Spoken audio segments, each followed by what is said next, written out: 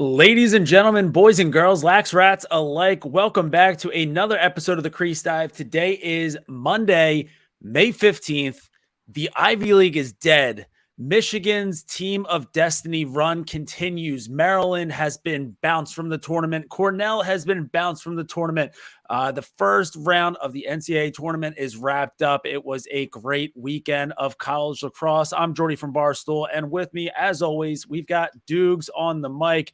Doogs, wild weekend, a lot of great games, few blowouts here and there. How are we feeling after the first 2 days of the tournament have wrapped up? We're down to 7 games left.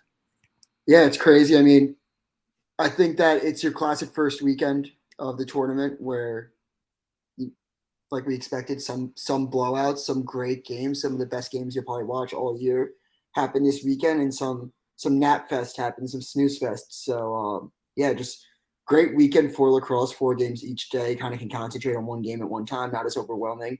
So yeah, it's one of the best weekends for lacrosse of the year. I kind of disagree though with the whole sentiment. People say it's the best weekend of lacrosse. Don't really agree with that. Given the fact that like every year there are these blowouts, but there is obviously lacrosse like every hour of the day on Saturday and Sunday. So yeah, Well, so I do. Okay, so first, are you going to say that next weekend is actually the best weekend of lacrosse? Be- yeah. I mean, yeah. I think I would say so. I think that's where I'm like, I think that the quarterfinal weekend is actually the best because you know that you're gonna get 8 great games, right? Like you're Yeah, not gonna have a Virginia Richmond, you're not gonna have Notre Dame. So like, I mean, listen, there's always the potential for a blowout, but like on paper, it's not gonna be one that we're expecting to see.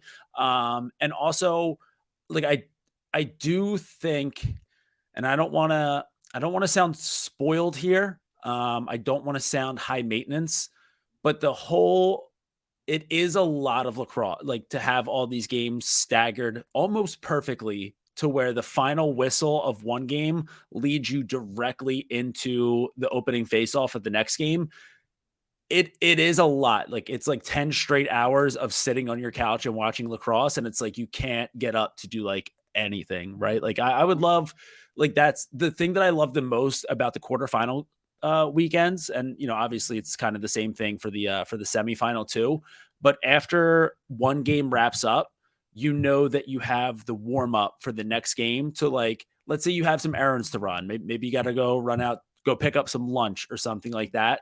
You know that you have that time built in between when the one game finishes, then you have warm-ups, and then the next game starts. It's just right. a nice little reset. So I don't know. I don't want to come off as spoiled.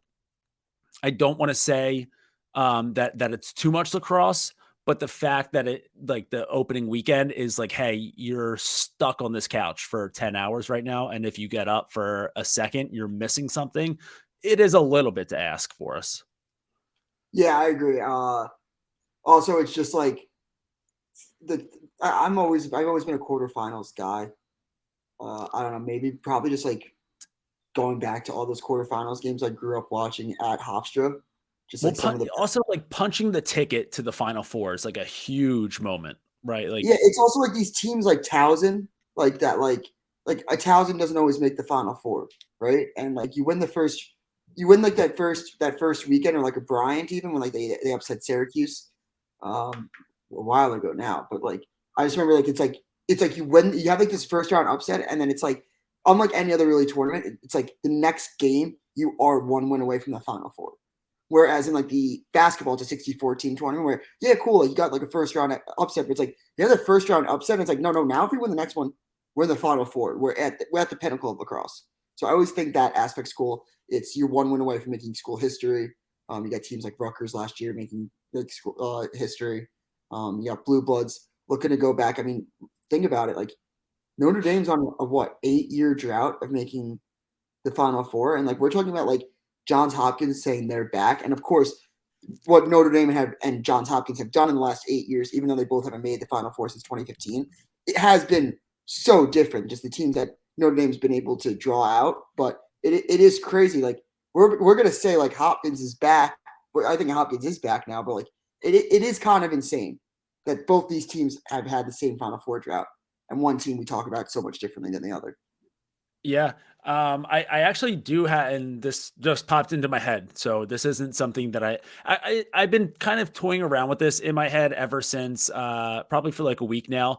I've been mentioning how I thought that this tournament was going to be huge for the Blue Bloods. I didn't, I mean, I think if we run back the tape, I said I wouldn't be shocked of Army over Maryland, but it just seemed like Maryland, that was a better spot for them. And, you know, I said that in my heart of hearts, I wanted Michigan to win over Cornell. It's just like my brain was telling me no, but I always thought that this was going to be a huge tournament for the Blue Bloods. And as I kept saying that, I kept kind of thinking to myself, is Notre Dame a blue blood for lacrosse? No, you can't say it, but like they're like right below it. Like Yeah. it is funny. You kind of can hedge that blue blood. Like you're like, I'll give you a plot twist already, but you kind of hedge your bets. Like the winner of Notre Dame, like if you have Duke and you have Virginia make the Final Four, right? And then Notre Dame or Johns Hopkins makes it, you hedge your bets right there. Because like it's kind of like Hopkins is kind of like right now like a UCLA a couple years ago. Like, oh, like they haven't been that good. They haven't really made Final Fours, but like they are blue blood. They are back. So yeah, one of those teams will. I think like Notre Dame's like a new blood. Yeah. Yeah. Like I like that term. they have to win a championship. I will say I do think that this is Notre Dame's year. I fully came to that circle and got really quickly just touching on the Maryland game. I mean, Knox Dent, the Army Fort Knox. Fort Knox, yeah, played phenomenal. Like it was crazy how big of a difference goaltending made in that game. Like that was potentially when I was watching it, that was one of Maryland's best offensive games as a whole. Like I thought Erska, like he's going to be a stud for Maryland over the next couple of years. What did he had 4 or 5 on the night? Yeah, but just the way that like Maryland was able to move the ball and then like think about it, Army's goalie probably was arguably MVP of the weekend, and Maryland still put up 16 or 15 goals. It was the difference was Ruppel. Like I think the coach like I don't know how they didn't think about putting in another goalie. Like 24% save percentage. I don't know what was going through Tillman's brain, being like he kind of got us here, but like anybody else at one point, like you got to make that change in like the third quarter. I know at halftime I was even like, how do you not make that change? Midway through the third quarter, I was like, does he have a brain? So it is kind of crazy that like that's the difference, and that's Tillman's coaching kind of was the demise of Maryland. Yeah, I need to know. I'm sure that they have one. Just it's a D1 program. Of course they have one, but I don't know the full extent of Maryland's coaching staff enough to know like is there a goalie on the staff? Do you I don't know. I haven't like I'd imagine that they have one. They used to. But like that's like such a hard decision to make when it's because like you don't like the goalie position. You hope that you have a goalie who's got the mental toughness to like kind of understand, hey, like I don't have it tonight. I know that I got my team to this point, but I just don't have it right now, and they have to go a different direction. And I'm gonna like stay up and stay positive, and get my job back for next weekend. But like you never know, like you make that adjustment, and it's such a risk. So I can understand Tillman. I can understand Tillman being a little cautious to take that risk. Obviously hindsight 2020 and he pays for that cautiousness. But I don't know. Like, I feel like that's not a decision for, just anybody to make. Like, I feel like you need to like talk to like that's not you need to have like a big conversation at halftime about whether or not that's the move. Here's my only take on it. If it was a rattled senior goalie like Logan McNaney, you'd be like, okay, we're keeping him in. He's our senior leader, like played in big games. He's just rattled, but like he'll make the important saves. Like even if he has a 30% save percentage on the night, we can count on him making that last save if we need it. Ruppel being a freshman and rattled clearly in his first tournament game how do you not put in someone else? Like, even if someone else is only saving 50% of their shots, it's better than 24. So I think that was just a head-scratching decision from Tillman, keeping in a rattled freshman goalie. I will say, and as I kept saying that, I kind of had, I thought in the back of my head, I knew this. Tillman was a goalie. So Yes. Yeah. that's, yeah. I So have no idea, actually, but now that you say it, I'm thinking like a broadcast one time. yeah. But I just had to look it up just to, but yeah, he was a goalie. But then when he transferred from Colgate to Cornell as a player, he switched from goalie to D-midi. So, but either way, he's a goalie, so he should know that. And I guess yeah, maybe he could have made that call. And I think anyone with half a brain kind of knew that Ruppel didn't have it going for him.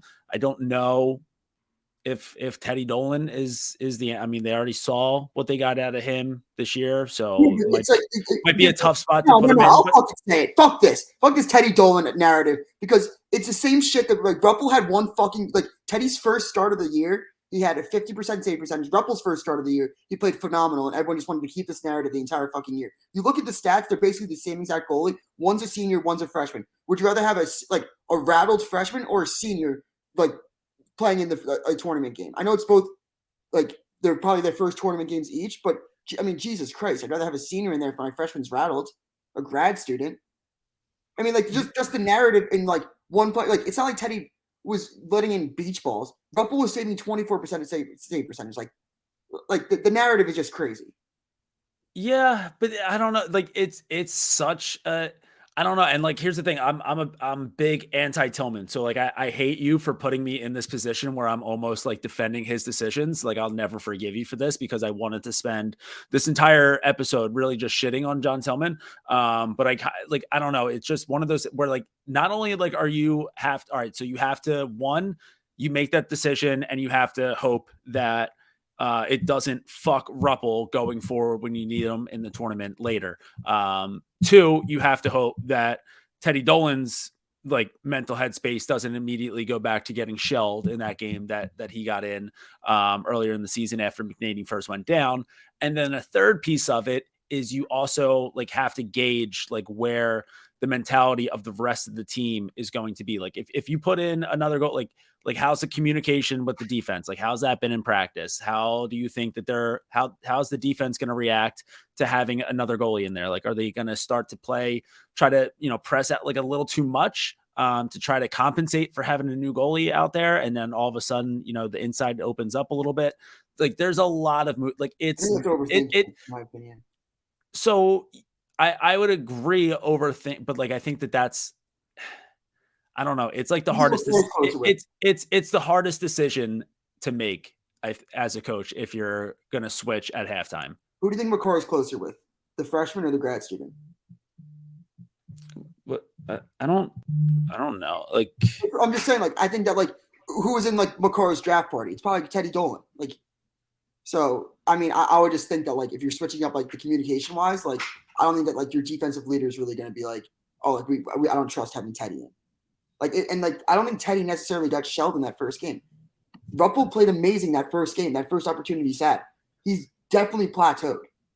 It's not like there's this like huge leap and bounds, in my opinion, between Teddy and Ruppel. And I think that like, I just don't see how they didn't make the change. I mean, it's something to get like hung up on. They didn't make the change.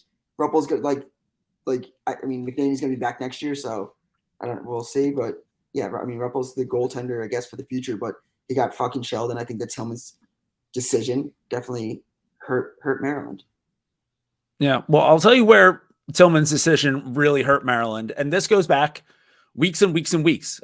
Tillman's decision to call for the stick check on the Princeton Fogo that hurt Maryland in this game. Tillman's decision to call for the glove violation on the Ohio State Fogo also hurt Maryland in this game, and Tillman's decision to be as cold and unfriendly and just a real jackass to Kevin Connery in the post-game handshake hurt Maryland in this game because the lacrosse gods, they all combined together and they had one common goal in this game, and this was to smite John Tillman.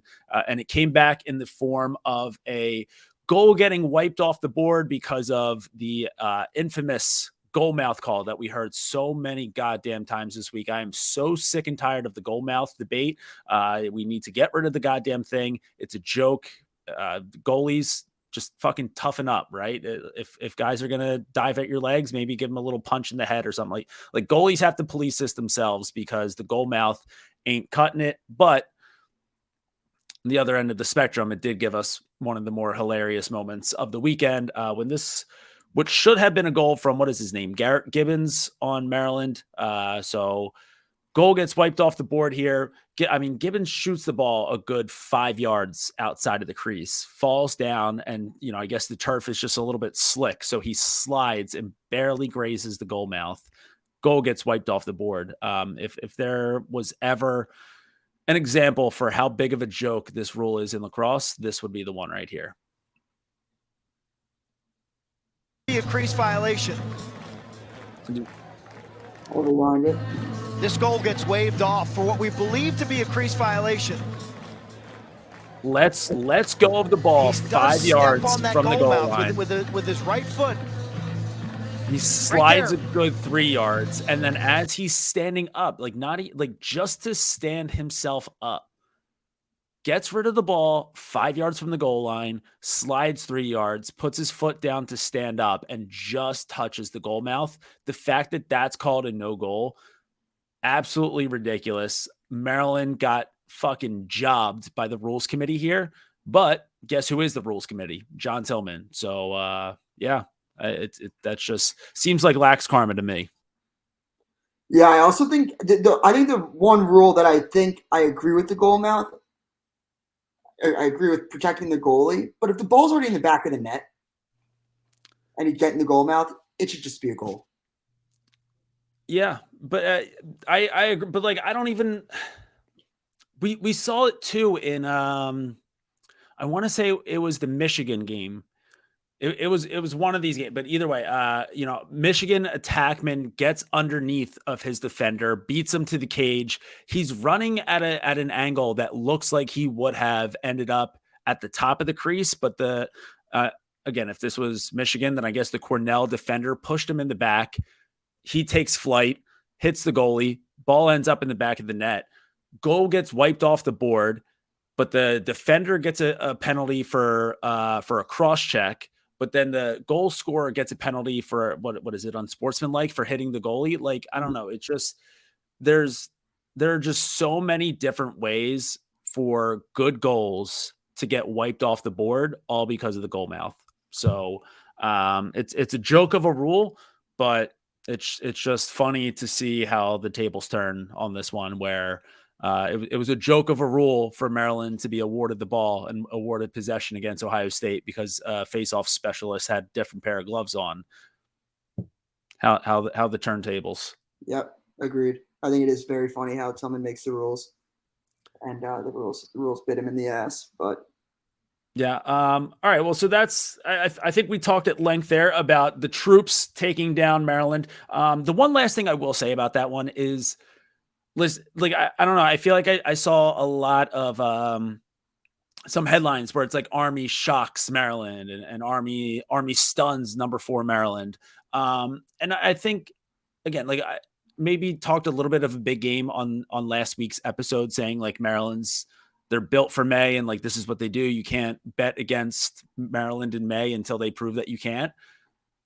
That was all true at the time, but like at the same time, I don't think Maryland was necessarily, maybe this is 2020 hindsight as well, but I don't think that they were worthy of a 4 seed. And I think that Army was probably a little bit better than a 13 seed, right? Like they just didn't have any like big wins on their resume, just because their schedule wasn't that great, just because the Patriot League wasn't that good. But like, dude, this was a team that could have been a 10 or 11 seed. And Maryland could have been a 6 or a 7.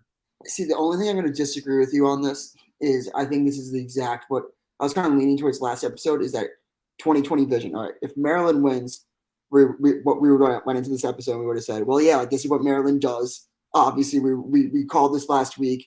Army really hasn't played anyone this year, so like it's not that shocking that Maryland's in the quarterfinals. That would have been the narrative, and we'd be like, Maryland owns May, blah blah blah. And then if Army wins like they did, we were going to say, well, Maryland wasn't really that good this year. We kind of knew this is who they were. This isn't that shocking. So like that's why I was saying like no matter who wins, like that's going to be the narrative. And I kind of like leaned on my Maryland side, just being like, it's the Patriots until they prove me wrong. I'm taking Maryland, and agreed in the sense like there was no real big difference in my eyes from 7-4.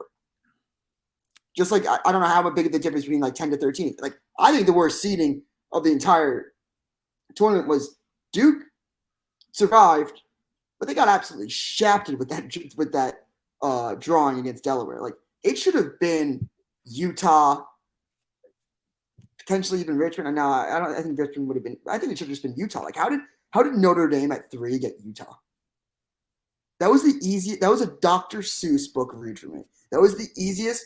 I was right. Like I didn't even respond to haters on Twitter that were trying to be like, "Oh no, Utah's actually pretty good." No, they're fucking not. They have not played any. Like this is Notre fucking Dame. Well, I think that was a Donna special, right? Because didn't the committee say that like travel cost was a right? You're right. So I mean, yeah, I guess look up the get on Expedia.com and see how cheap we can get from Salt Lake City to South Bend. Right. No, that's a good call. No, but the one, all right. So I will say, one, you're absolutely correct on that, where like the narrative was going to be the narrative, just regardless or depending on who won. But as a guy who throws a lot of takes around there, that's like the best way to always try to make sure that you're right. Is to just change up and flip flop narratives whenever you see fit. So that's just what I'm going to continue to do. But I will say though, I think that I don't know. I think like if this game were an 11-6 matchup instead of a 13-4, maybe like the narrative just wouldn't be as much like Army shocks, Army stuns. Like it was one of those ones where it could have gone either way. And it went Army's way. I don't think it was like, holy shit, Army beat Maryland. Like that's fucking unbelievable. Like it wasn't unbelievable. It's very believable. Just didn't think that it would happen. Yeah, I said that like no one believed in Army, but I do tend like it was one of those things where it's like no, Maryland will just. I think when it was all said and done, it was just like, oh, Maryland will just like win this game. I thought probably by like 1 or 2. Again, I refuse to say I was wrong because on a bad goalie day, if you told me Ruppel was gonna have a bad day, I'd be like, all right, if he saves 38% of his shots, like they'll still probably win. Like yeah, it was. I don't want to like. He's just a kid. I'm not trying to like harp on this too much. Better goalie than I ever was, but I mean, when you talk about an all-time bad goalie performance, this has got to be top 3.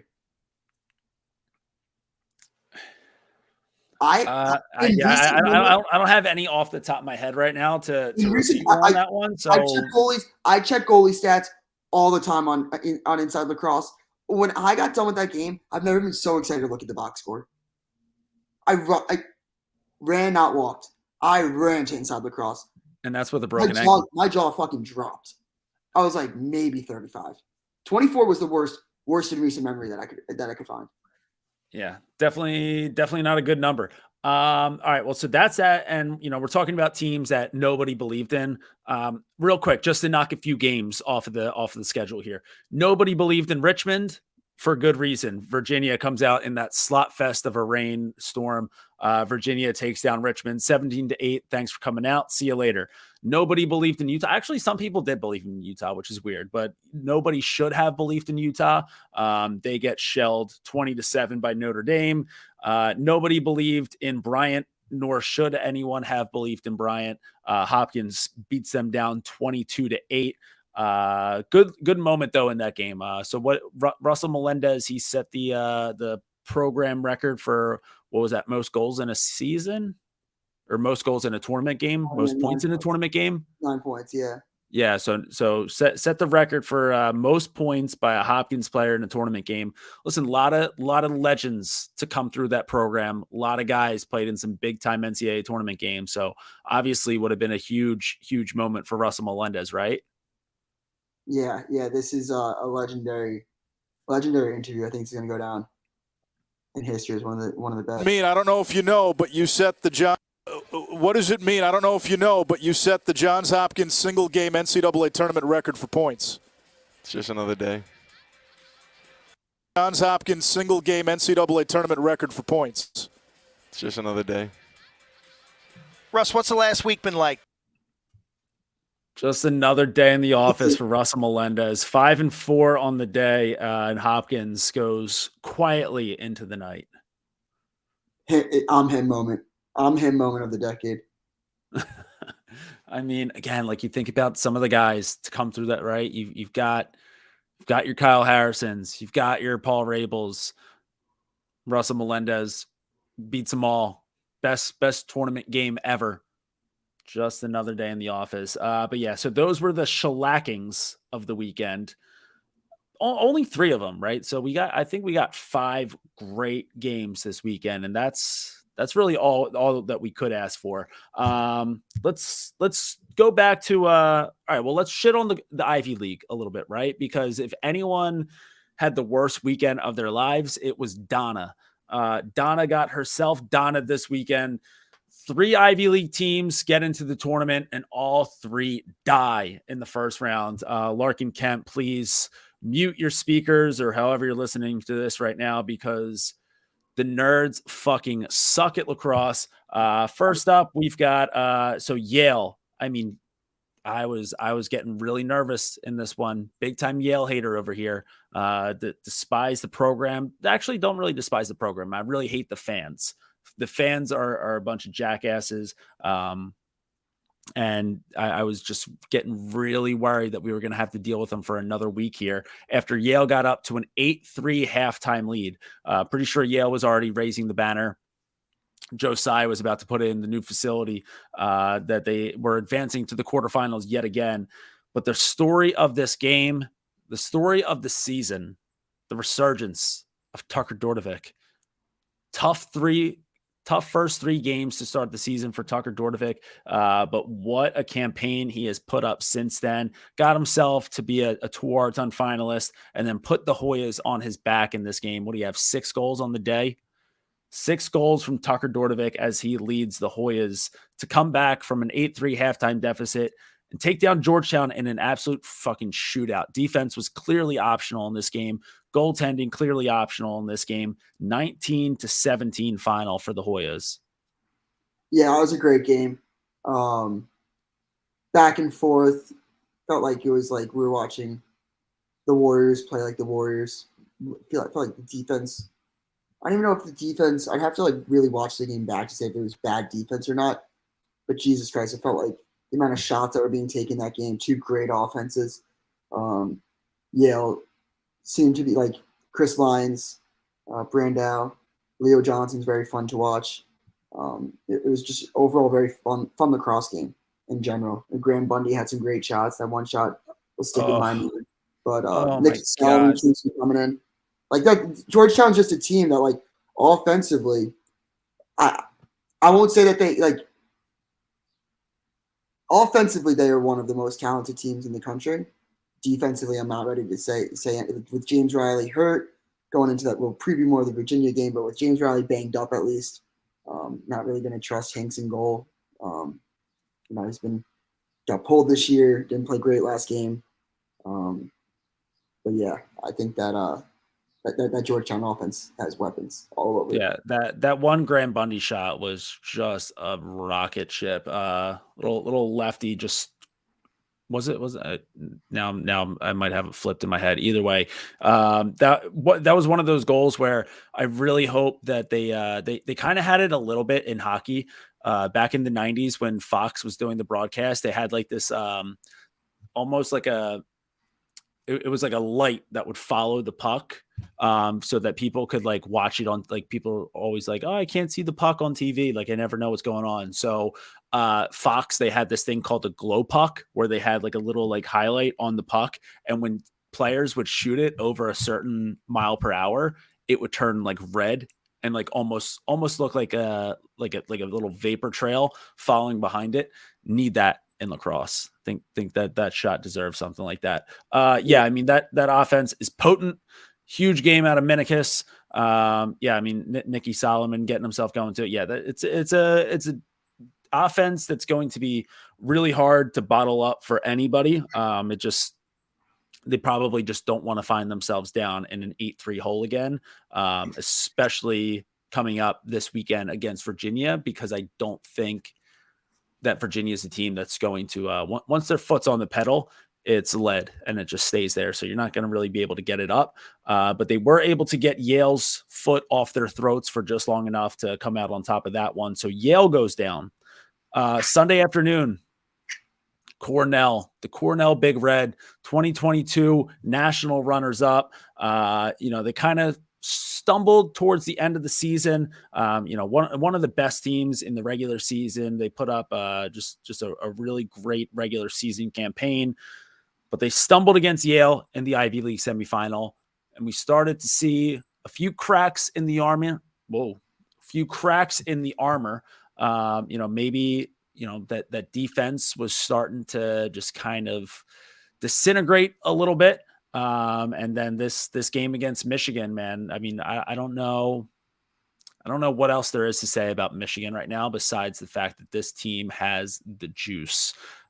You think about this program, Doogs, right? Like, how long has it felt like lacrosse fans have just we've been waiting for the moment that the Michigan program really announces itself, right? Like when they made the jump from club to D1, I feel like the initial reaction was like, oh yeah, it's only a matter of a few years before Michigan takes over, right? Like big time school, great facilities, like huge name. Like you think, oh yeah, like Michigan, like they're going to get every recruit that they want. They're going to take over.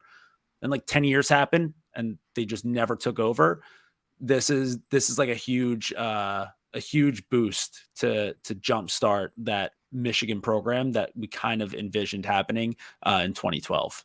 Well, I'll say this is I thought about this a lot. This is why we thought Michigan would just be like, oh, they're going to be in the Final Four in 3 years. It's because Bill Tierney made it look so easy. And that speaks to the greatness more of what Bill Tierney was able to do at Denver. We were just like, oh, right. Like, it doesn't matter how far out west you are. You'll be able to get the recruits. Oh, Denver's cold. Like you'll be able to get people to go to a cold environment like Michigan.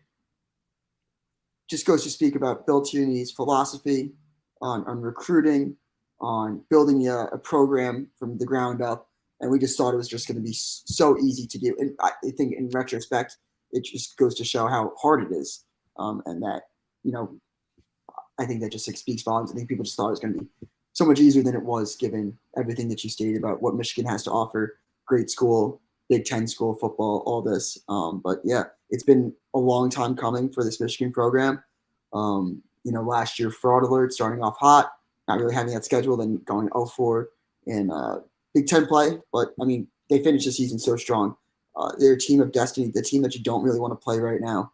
I think you're a fan of Zawada. I think Michael Baum is my favorite player on Michigan. And I love watching Aiden Cohen.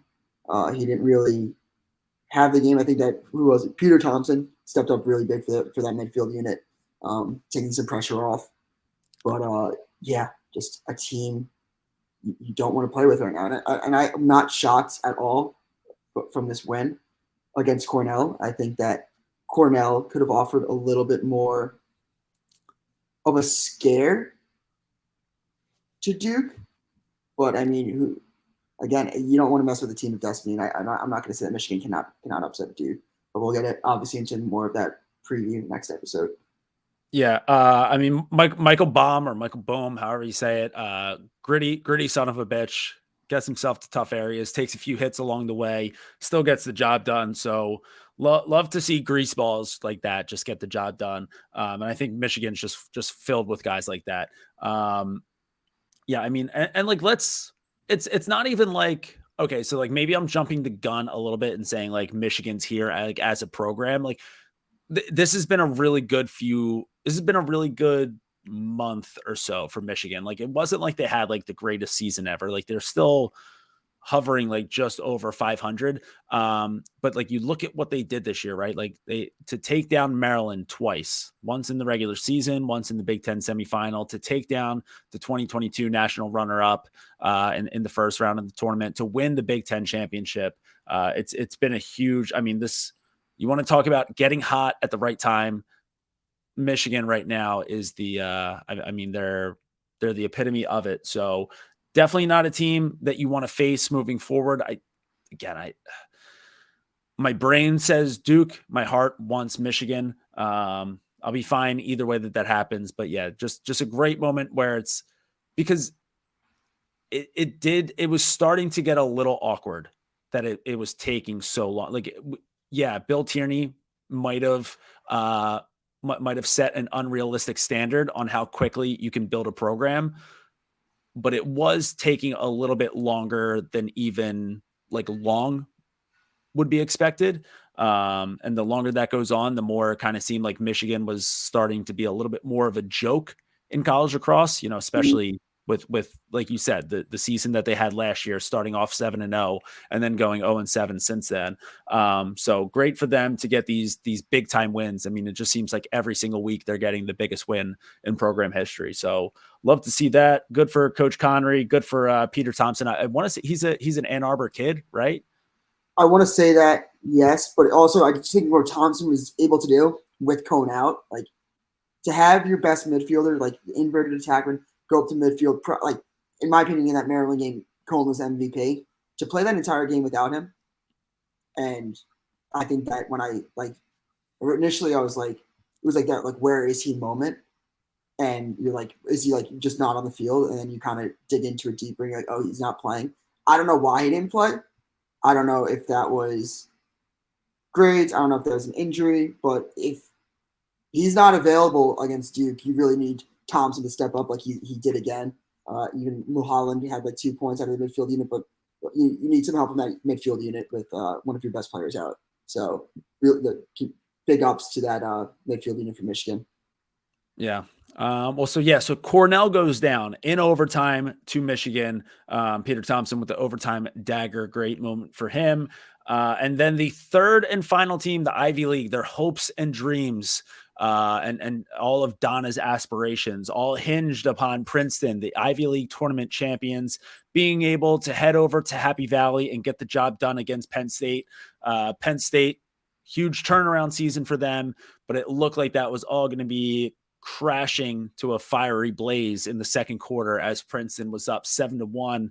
But then Penn State, they junked it up a little bit, threw a zone out there at Princeton. As that happened, Penn State, their offense kind of woke up a little bit, started chipping away at that lead. Took Princeton a little bit too long to figure out, how to attack that zone. Before you know it, Penn State had tied things up, got themselves a lead. Big game out of Ethan Long, great game out of TJ Malone. A little bit of a quiet game out of Jack Trainer, but he had like one goal that was just one of those goals where it's like, all right, yeah, like Penn State has their dog going right now and things are going their way.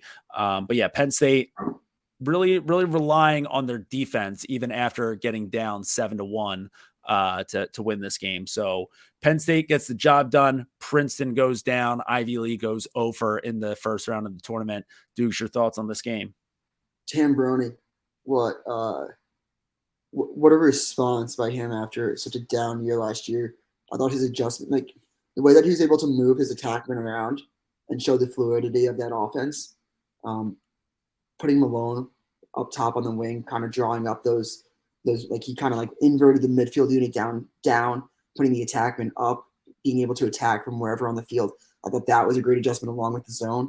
But yeah, I think just the way that Penn State whole offense can kind of play any spots on the field was huge in that win. And I think Tambroni kind of like one win away from the Final Four, which I think just like after, like he needs this. I think that would just, I don't even want to say rejuvenate, but just like an on back moment. Cause I think Penn State's right there and kind of like, they were in that new blood conversation. Like they were one of these up and coming programs that haven't won the national championship, but for so many years when they had O'Keefe and Ament were just mainstays, didn't have like the defense or whatever, but one win. This would clearly be his most impressive run to the Final Four. Yeah. You think back to getting there with Cornell. I mean, you've got a guy named Rob Pinnell leading the way. Like I don't want to say that anybody could coach that team, but like you give someone Rob Pennell to work with, you're gonna go pretty far. You look, I mean, those teams with Ament and O'Keefe, like that was just, it was a cheat code. And like that was just a game where you knew that all you had to do was just roll out the ball, hope that your team had a few more possessions because they were going to score pretty much every single time that they touched the ball with those two guys on offense. And clearly, there are only so many teams that could keep up with that. There were only so many defenses, that would be able to withstand that barrage of just amen to O'Keefe, amen to O'Keefe, amen to himself, amen to O'Keefe for so long. So, like, I'm not saying that Tambroni had nothing to do with that. Obviously, one, recruiting. Obviously, two, getting guys to develop and put them in the right spots. But at the same time, it's like you had two fucking weapons kind of bring you there. Like, this is one where, like, this a win on. So what? I want to say that they're going to be the Sunday game, right? Gotta look at the schedule. But either way, a win this coming weekend, like that would be the biggest trip to the Final Four in Tambroni's life. And obviously it would be very un-American of him because he'd have to take down the troops, but so be it. Yeah, I think that like those like Max Siebold teams, like maybe you could say one of those. For one of his, but again, Siebold was a beast. They don't have a tour-ton finalist on this team. Exactly. Yeah. So like I think that's the big thing. Like they don't have an alpha. Like I think like you look at like who Siebold was playing with. It's not like he's playing with MLL All Stars. So like that's speaks to like Tambroni's coaching efforts. But they don't have a tour-ton finalist. They don't have anyone that you could be like, oh, like I don't think you could pull a casual lacrosse fan off the street. Be like name the best player on Penn State. No, I would venture to guess you'd have to get a guy who watches every single week college lacrosse every weekend for him to tell you the best player on the number 5 team in the country. Yeah. Yeah. So it's just crazy. But yeah, so Penn State gets the job done. Princeton loses that one. Great adjustments at halftime from Coach Tambo. Great adjustments from the defense there. And yeah, big game out of Ethan Long and company. So Penn State will be moving on and they'll be playing Army on Sunday. Let's see what else. I think there's one last game that we haven't. Oh, the Duke and Delaware game. I mean, tell you what, it was a great weekend for a tale of two halves, right?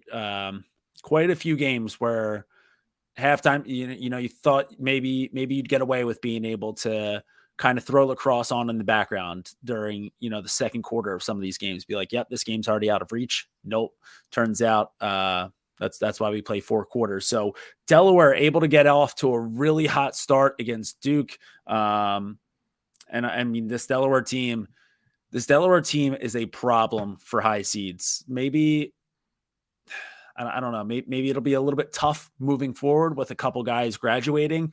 But at least these past couple years, I mean, what a problem, what a thorn in the ass Delaware has been for top seeds, obviously taking down number 2 Georgetown in last year's tournament, and then almost doing the thing this year against number 1 Duke.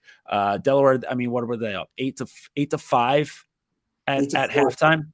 8-4 at halftime. 8-4 at one point. Yeah. Sorry. Yeah, so 8-4 at one point, but the score heading into halftime was 8-5.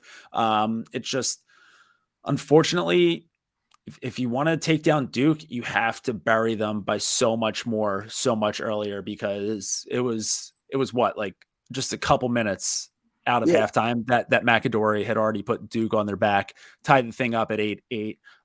Delaware, way to respond after that. They were able to make it into a back and forth game after giving up that lead coming out of halftime. But at the end of the day, Duke is Duke for a reason. They are loaded. They have so many weapons. I mean, dude, they held Brennan O'Neill scoreless until the 11th goal of the game. Like, what more could you possibly ask for out of a defense? But at the same time, it's like you stop Brennan O'Neill for the majority of the game. Guess what? There's still a guy named Andrew McAdory you have to stop. There's still a guy named Dyson Williams that you have to stop. Yeah, and I just think that I never thought Delaware was ever really going to win that game, which I was like, the thing that impressed me about the Delaware's effort one, I think exactly nailed it. Their defensive effort overall, I think their defense really stepped up to give their team the best chance they could to win. Second, it wasn't like there was this big disparity in faceoffs or in goalie play where one goalie was standing on their head, could steal them a win. But that Delaware offense stepped up to the plate against, like we say, a Duke unit that we really think is tough as nails. So, I just think that Delaware. The only thing that I'll say, which is kind of what I spoke to last episode, Duke knew that Delaware was going to be a scary team. It's not like there's this like secret out there that we can walk past them.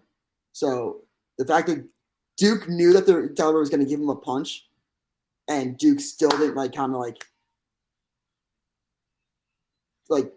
know how to say cover. Like Duke didn't win by it just when you know a team's going to punch you in the face, and that team still punches you in the face, like that. I think that speaks to DeLuca's mentality going into that game, getting his team up, getting his team ready. It wasn't like they were coming in secretly, like we're going to sneak up on them and punch them in the face. It was like, no, they see us coming and we're still going to punch them in the face. We're going to take an 8-4 lead. I just think it was a fantastic mentality going into that game. An awesome just response by Delaware. I don't know.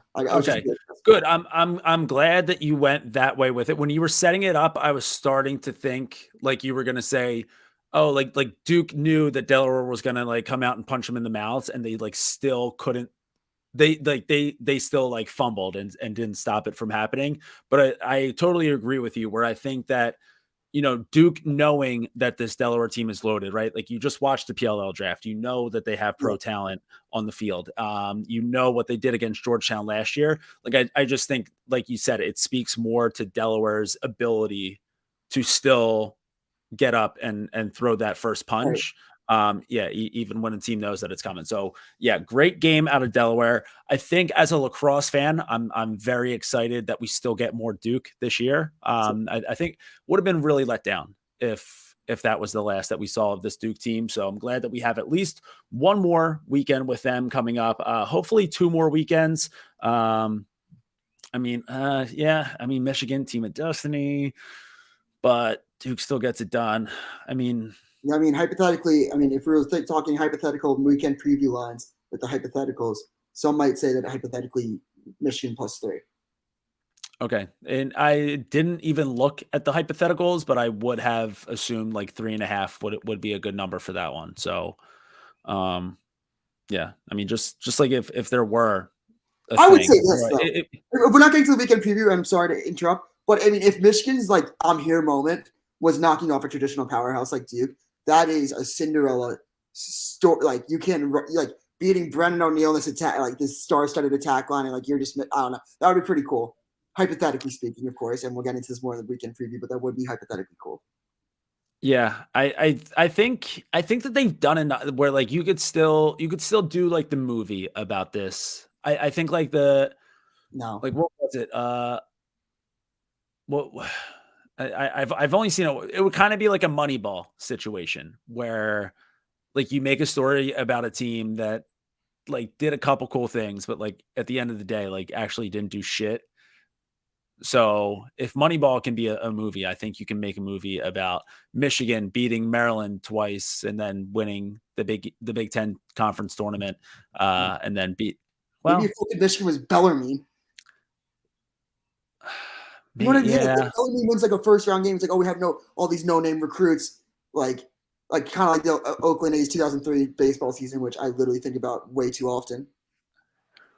Yeah, you just get some scrub from Kentucky who just picked up a lacrosse stick for the first time and he just takes down Connor Schellenberger. Either way, the Hollywood writers are all on strike, so maybe I'll just write the movie for Michigan, and then we're not going to be cooking arrows too anytime soon. Well, get it on DVD while you still can. But yeah, so those are those were all 8 games. Listen, 5 really good games of the weekend, 3 shit pumpings. I'm really actually, and on a personal level, could not be more thankful and gracious to to Virginia for just fucking stomping out Richmond in that first game. I was cooking a lot of barbecue last week. I got maybe a combined, I don't know, 2.5 hours of sleep over like 3 days, just cooking barbecue. Wrapped up at 12 on Saturday, really needed to rest my eyes, really needed to shut it down for an hour or so. So the fact that Virginia was able to just put that game away right away, perfect nap time for old Jordie over here. I agree. I actually woke up around the first quarter, watched it, saw Virginia start to put on a pounding, closed my eyes till the next game, which I was going to be more like when you tell me like when I saw like Virginia, when I turned on the TV and it was Virginia Richmond, like kind of close in a rain, I was like, fuck, like this is like a sloppy game. Like this will never really go away. The fact that Virginia was able to just put it away with no doubt. When I saw the rain and how shitty the field was, I was like, fuck me. Yeah. I was hoping for a dry day, like a couple broken ankles. Too soon. Yeah. Too soon. Too soon. Fuck, all right, well, that's all right, well, those were the first 8 games of the tournament. We are down to 7 left. We've got 4 coming up this weekend in the quarterfinals, and then it is on to Philadelphia for the Final Four championship weekend on Memorial Day weekend. We'll be back later this week with our quarterfinal preview show. And anything else? Oh, you know what? Before we wrap up here, it was announced today that Lyle Thompson will be taking a year hiatus from the PLL this summer. He's choosing to be able to stay home, get some time with the family, do some work in the community.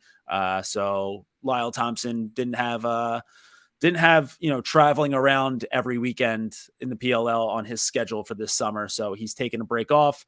We wish him the best. And I think, listen, I mean, I think that right now this is a definitely when we hear the news that the PLL is going back to a city-based model instead of the touring model, I think that situations like this are what is, where the league will benefit the most. Because it is a ton of travel on these guys. And as these stars get older, they're going to start families. They're going to want to be around their kids a little bit more. They might not want to go to Louisville on a random weekend in the summer. They might want to spend it with their family. So going back to a city-based model, definitely going to help situations like this one. Yeah, I agree. It's definitely something that I've considered, just like with like some of the retirements that we've seen. The tour-based model is, in my opinion, amazing model for growing the game in cities that can't always get lacrosse. I think it's just a great way. Circus coming to town, get your family together, and I think you see this, like you see Charlotte's really shine with attendance. You see Minneapolis really show out with attendance. It's a young man's game, though. It's a young man's game. Traveling, a lot of 30 or youngers might like this, and again, that might be why. And I've always said this about the PLL. I actually think that out of the two of us, maybe. Like I kind of grown to maybe like the PLL better than college, which I've always said is a great way. Like it's a great that I could actually form an argument why like I might like the PLL better, and it's not like, and I still truly believe it. But one of the things I've always gotten concerned with is how old some of the players were, and I was like, what about all these young talented guys that are coming into the league? Like I got like having the Rabels, the Brody Merrills, like all still in the game. I was like, there's a shit ton of young talent that we need to get out there. So seeing a lot of these retirements, I'm excited to see young guys get more playing time, more shots, more exposure. And again, like you said, young man's game. These guys are like willing and able to travel, willing and able to put in the time and the effort to really grow the game. So it's just an exciting time for lacrosse. Overall, like at the end of the day, that's all I keep telling myself. It's an exciting time. The next 2 months, I'll be in Albany June 3rd. Sun's out, sky's blue, birds are chirping, and lacrosse is just in the air. Yeah, what a time indeed. All right, well that'll wrap up this episode. Make sure that you guys are subscribed to the YouTube channel. Make sure that you are following us on Twitter and Instagram. We're at the Crease Dive on both. Stool Crease Dive on TikTok. And in the meantime, we'll be keeping it low to high until the day we die. We out.